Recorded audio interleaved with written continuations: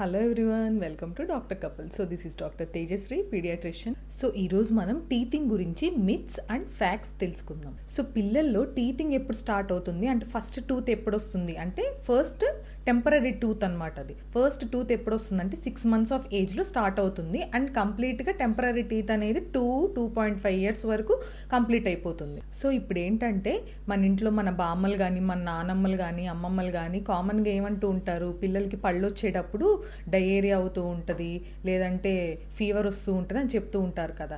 ఇది completely myth అండి. And అప్పుడు కనుక డయేరియా కానీ ఫీవర్ కానీ వస్తుంది అని అంటే దానికి వేరే రీజన్స్ ఉంటాయి. సో ఫ్యాక్ట్ ఏంటంటే అప్పటి వరకు అంటే 6 months ఆఫ్ ఏజ్ వరకు మెటర్నల్ ఇమ్యూనిటీ అనేది చైల్డ్ని ప్రొటెక్ట్ చేసుకుంటూ వస్తుందన్నమాట. 6 months నుంచి ఏంటి అని అంటే ఆ మెటర్నల్ ఇమ్యూనిటీ చైల్డ్కి తగ్గిపోతూ వస్తూ ఉంటుంది కాబట్టి అప్పుడు కొత్త ఇన్ఫెక్షన్స్ వచ్చే ఛాన్సెస్ ఉంటాయి. అండ్ అదీ కాక టీత్ వస్తుంది కాబట్టి వాళ్ళకి కొంచెం ఇచ్చింగ్ అలాంటివి వస్తూ ఉంటాయి కాబట్టి ఎక్కువ ఏది పడితే అది నోట్లో పెట్టేసుకుంటూ ఉంటారనమాట ఇచ్చింగ్ని కాంపెన్సేట్ చేయడానికి.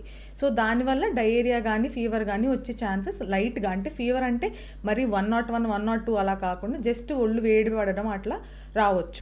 సరే, ఫీవర్ అను మోషన్స్ వస్తూ ఉంటాయి అంటున్నారని చెప్పేసి చూపించకుండా ఉండడం అలాంటివి చేయకండి.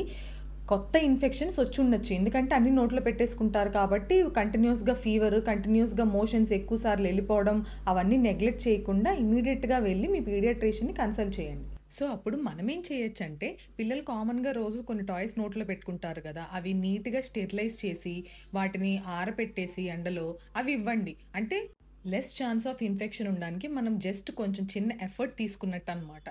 లేదంటే మార్కెట్లో టీతింగ్ కోసం సపరేట్గా టాయ్స్ ఉంటే అవైనా ట్రై చేయొచ్చు. లేకపోతే మదర్ నీట్గా హ్యాండ్ వాష్ చేసుకొని జస్ట్ ఆ టీత్ వచ్చే గమ్స్ ఉంటాయి కదా, ఆ గమ్స్ని లైట్గా ప్రెస్ చేస్తూ ఒత్తుతున్నట్టు మసాజింగ్ లాగా చేస్తే కొంచెం పెయిన్ నుంచి రిలీఫ్ ఉండొచ్చు.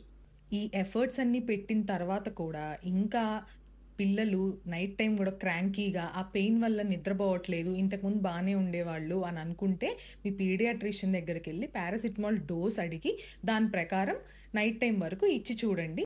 కొంతమంది పిల్లల్లో అయితే గమ్స్ చాలా టఫ్గా ఉండి ఆ గమ్లో నుంచి ఆ టీత్ పియర్స్ చేసుకొని బయటకు వస్తున్నప్పుడు బ్లీడింగ్ అయ్యే ఛాన్సెస్ కూడా ఉంటాయి అన్నమాట.